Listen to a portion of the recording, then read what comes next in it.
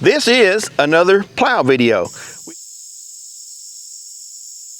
A lot of people are like, you're going to overheat that hydrostatic tractor. It's not meant to do what you're doing. Well, it's exactly what it's meant to do.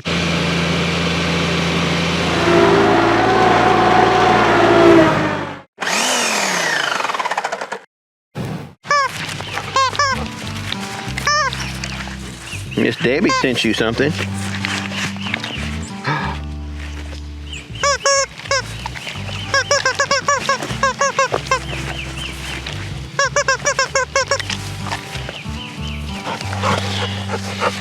So it looks like a snake. He don't like, he wants me to play with him and not by himself. Dang boy, he's strong.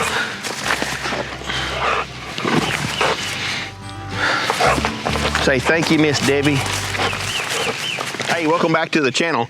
This is another plow video.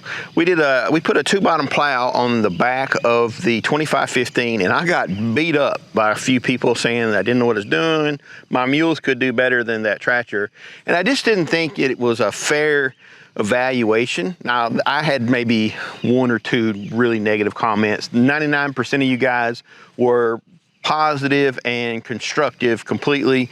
Had some really good advice on there. In the video prior, I even pointed out the fact that we just threw it on and didn't set it up. But I had so many people that were wanting to see it set up correctly that we're going to do our very best today to set the plow up, make a couple more passes, and see if we can get it right on the 2515. And also our corn. Our corn didn't do very well. We're going to pick a few, what corn did make, we're going to pick it. And then after that, we're going to mulch this up and then turn this all under as well. So it's going to be a lot of plowing today. And then probably the next video, we'll go ahead and till this. So I actually pretty much know how to set a plow up. If you think about it as you're a kid, you put your hand out the window and you're flying your hand through the window of a car, you raise your hand up and it flies up, push it down and goes down.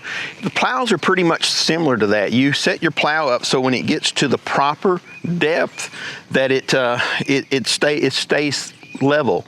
And then if it drops down a little bit, it pulls back up to the correct level. These smaller tractors like this don't have draft control. And if you're not familiar with what draft control is you'll be going along and you'll hit a hard spot in the ground and the tractor will automatically pick the implement up just a little bit, however much you can set it for how much you lift up. That keeps the momentum going, so you never slow down. Smaller tractors don't have draft control, so you really need to fine tune them. And to be honest, I think this double bottom breaking plow is too big for this tractor.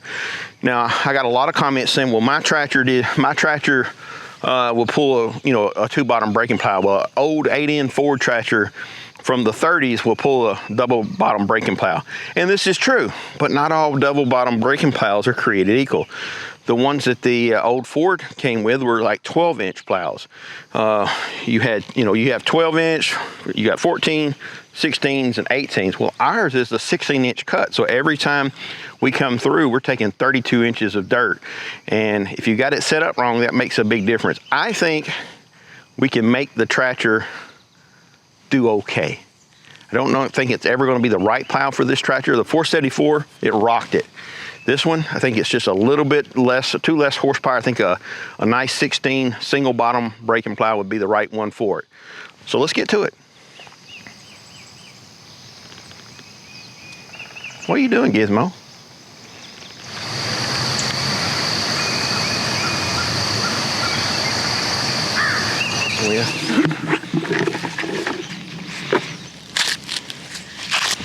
Well, I could be wrong.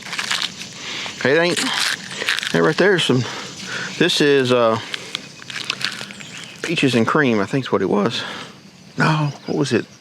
This is incredible. Lord have mercy, that's sweet. Hey, it ain't big, but that's fine corn. The chicken liked it too. It was Listen, the chicken ain't getting my corn. Well, we're going to be harvesting corn then. Give me. You got no butter on it. What's sweet? Big time sweet. All right. If they're too small, they're not going to have a lot on it. Well, that's a fact. But you look at this one, that's not very big, right? That's a lot of corn on that. Yeah, that's what I gave to my chickens. Well, Whatever had just a little bit, and I gave to my chickens. I think we should just keep these. That's good enough to eat right there. That's a niblet. I'm just going to take them all and put them in there. Yeah, no, I'm not going to put the little bitty ones.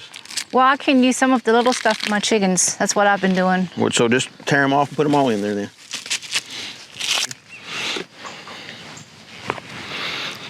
Took my hat off, now they see my crazy hair.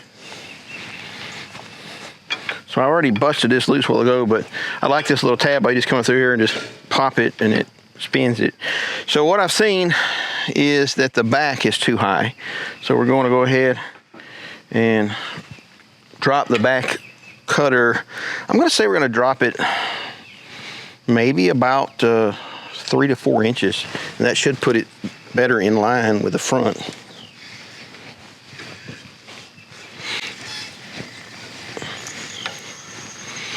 Let me step back and see what we got going on. Still a little high in the back. It might level out. I don't want to go too much.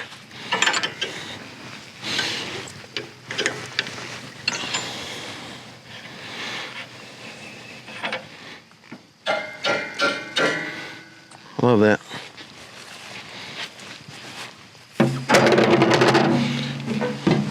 So let's pull forward a little bit more. See what it looks like in the ground.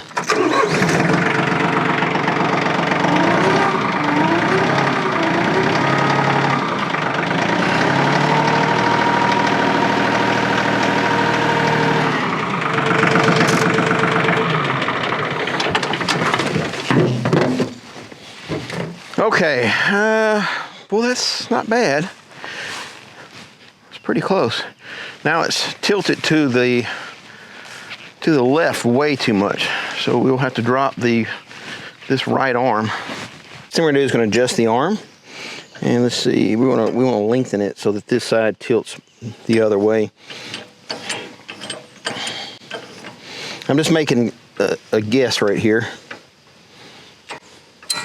It's easy enough to do. Now this has got a float on this side. I got it set with a float, so it should pull down.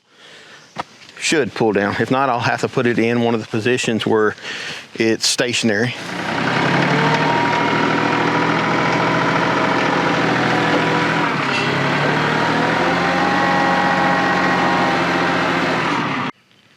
So that is a big improvement. You can see right there, that just made all the difference in the world. And it was pulling through. I need to drop my wheel back off in here. I got my wheel out of the track. So that's one of the problems with the bigger, fatter tires, that it's easy to climb up on the edge. So I think we may be almost perfect.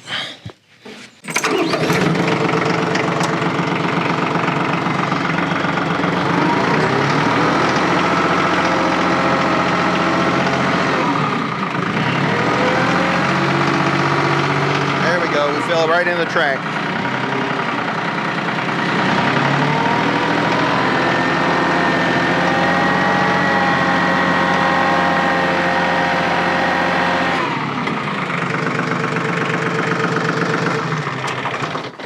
So I'm really comfortable with it from front to rear, and you can tell because it's level and it's not constantly trying to dig in, that it drops in place and then it just starts working. And I'm happy with that.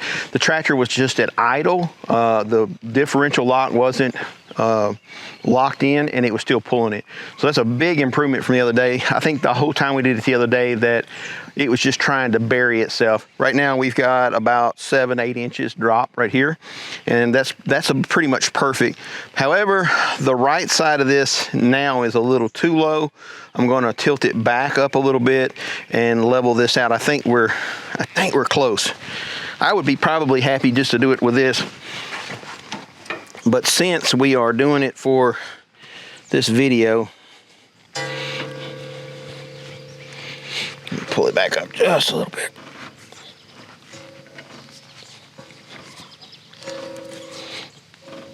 think that'll make it fly right.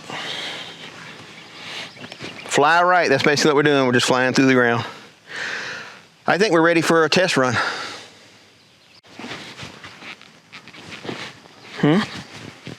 What you got there? You got your pig? Well, you're wet. Where you been? You've been running through the corn, ain't you? Bugs after you. You done chewed the squeak out of, he done chewed the oink out of his pig. All right, big boy, you gotta move.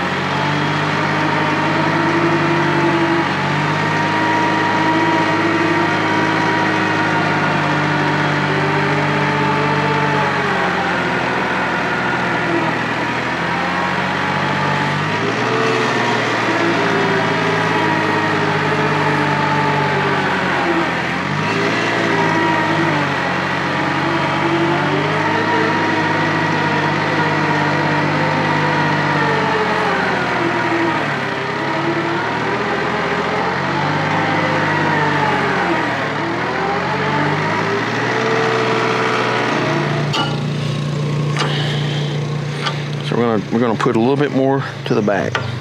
All right, what I did is I went ahead and tilted it back. We took a 12-inch, we were like 12 inches down in the middle of this. That's just, it's plowing too deep, especially for this tractor. So what I did is I extended my top link, and what that's gonna do is gonna cause the back to drop down. So when we actually go, the plow goes in, it's gonna raise the cut level up. So it'll naturally, when the plow tilts backwards, it'll wanna go up. And then when it gets to a level position, it'll wanna hold right there.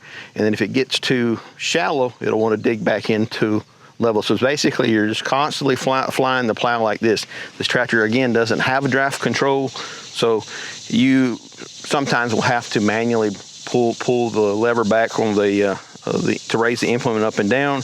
But if you get it right and the ground's really good, which is pretty decent ground, you should just be able to throw it all the way forward and have the plow fly through the dirt. The dirt, the soil, in our case, the clay. Yeah, down there, we've got at least, that's like at least 11, 12-inch furrow.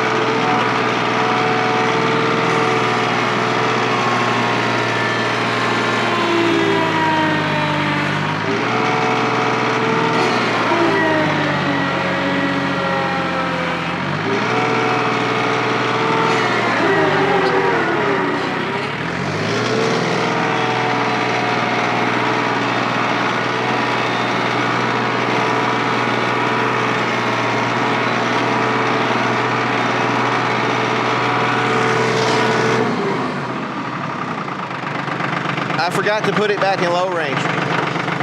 I was like, what's wrong with this thing? So I messed that pass up.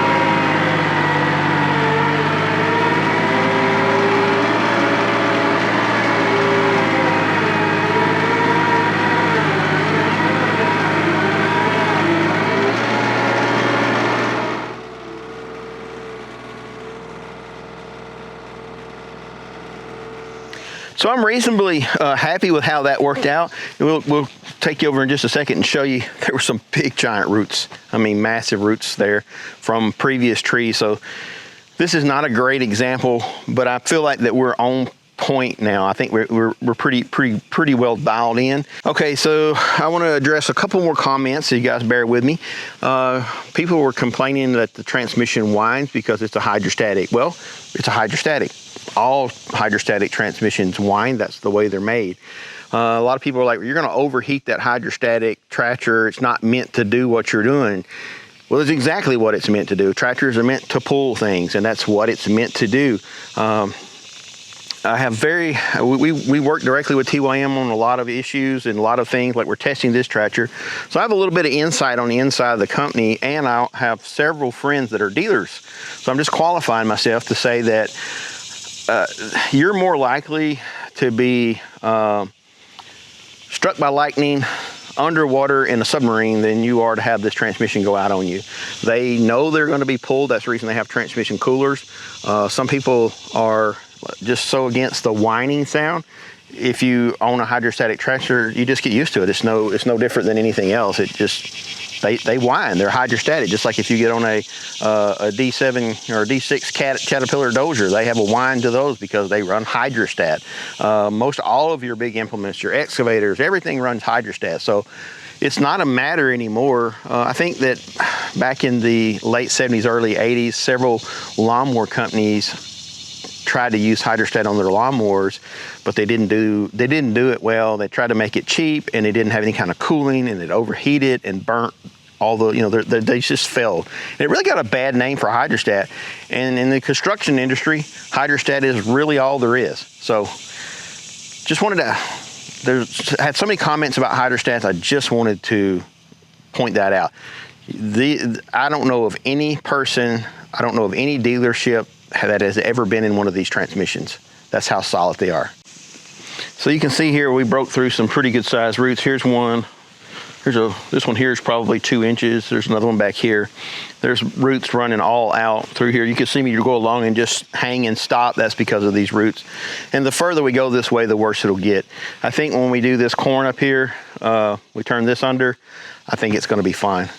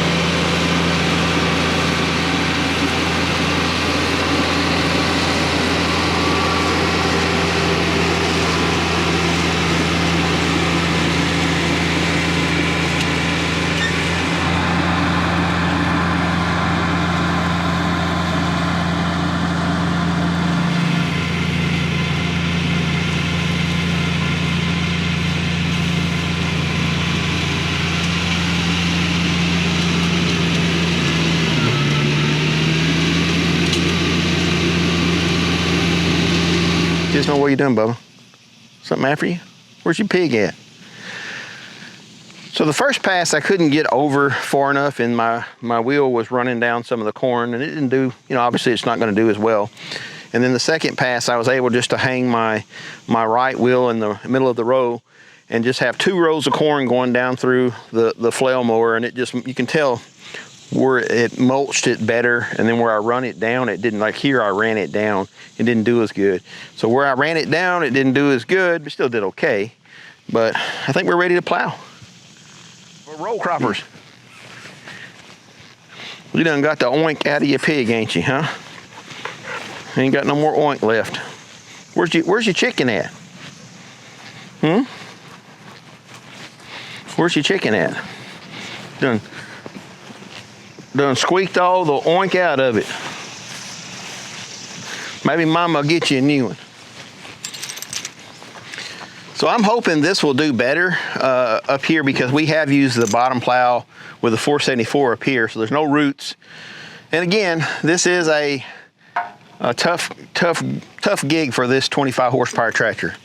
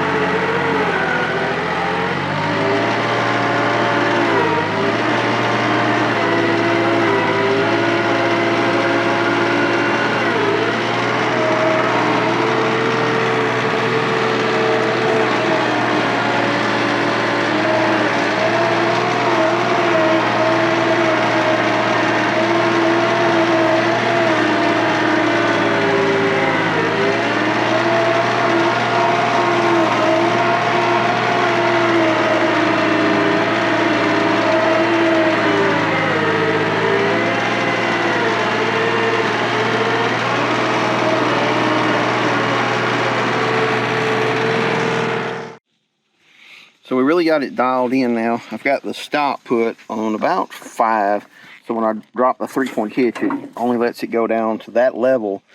And that seems to be the sweet spot. Bring pig, don't leave him there. Bring your piggy. Good boy.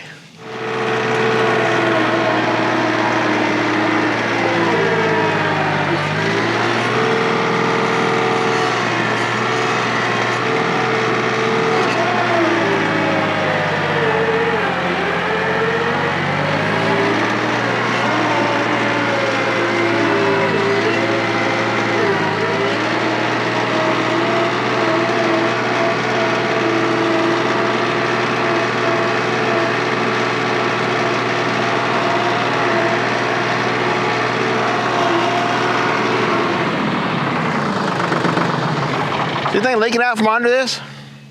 Huh? Is there anything leaking out? Where's water come from? I thought we hit a spring up here. I remember that rain and there's water in the bucket.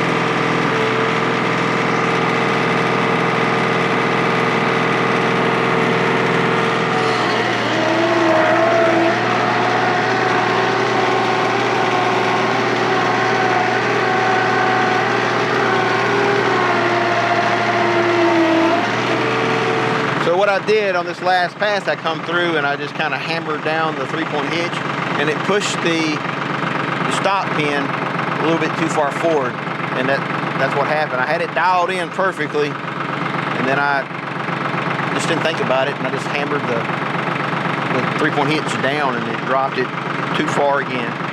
This thing can do about a 7-inch cut, and that's about it. So we'll give it another shot.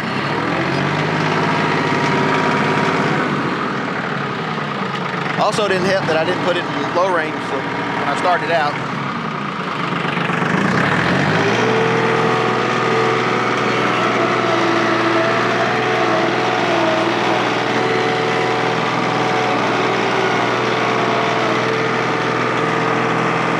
I gotta get it dialed in again.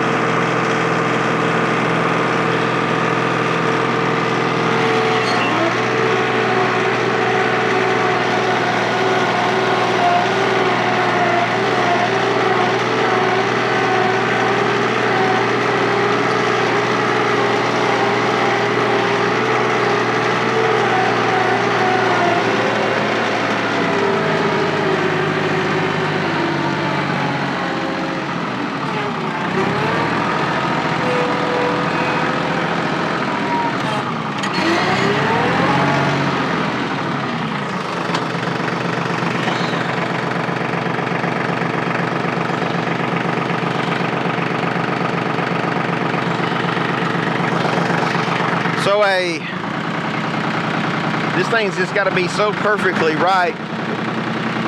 If we had loaded tires, I believe that we wouldn't have enough horsepower to pull this plow. It would do a two bottom 12-inch plow, no problem at all. But these 16s are just too much.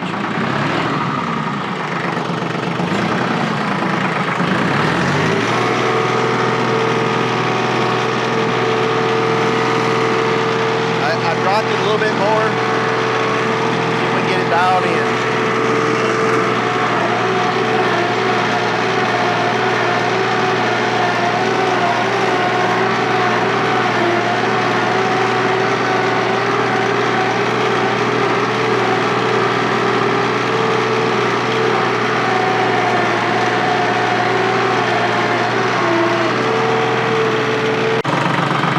So that was about a 4-inch cut. That's not deep enough really for the plow. I like to throw it over big time. You just don't have enough power to move fast enough. Yeah, let's see. We are getting it dialed in though. By the time we get done, we'll have it figured out.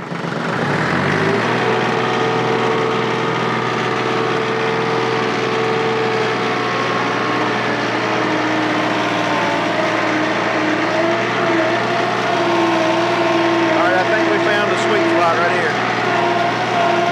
Got about 6, maybe 7 inches down.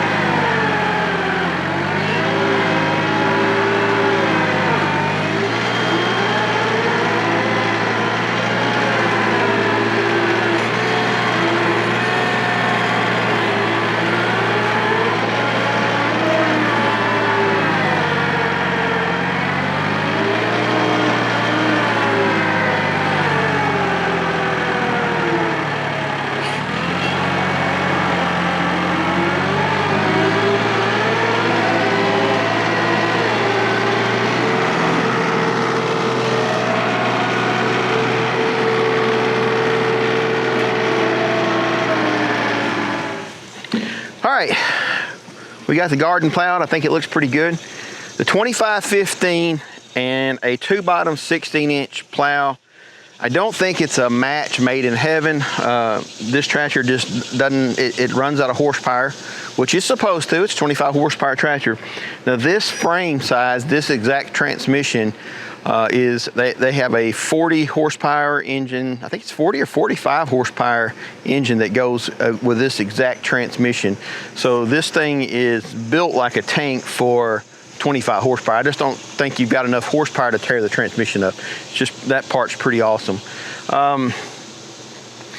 Would I buy a 16-inch, a 2-bottom 16-inch plow for this tractor? Probably, yeah. Because if you come across this at a really good deal, it was a little bit slower, and it probably not as finely done as you could if you had a 12-inch, 2-bottom plow. But still, it got it done, and it sure flipped it over, so I think we did all right there. I think a perfect setup for this would be a 2-bottom 12-inch plow. Each plow would be 12 inches versus the 16, and that would really rock. It'd rock and roll through here, especially if you had some loaded tires. I think that would be the sweet spot. So either a 2-bottom 12-inch braking plow, or maybe a 1-bottom 16 or 18-inch braking plow. That would be probably the right way to go. So you guys tell me what you think about the 2515 and the 2-bottom plow. I think it did pretty good for what it is, and leave a comment for me. Let me know what you think. You guys are seeing this happen from the outside looking in. While I'm on the tractor, I can't see it. I learn a lot myself by going back and watching my own videos, and I can see adjustments that can be made that you just can't see from when you're on the tractor. Listen, God bless, have a great day.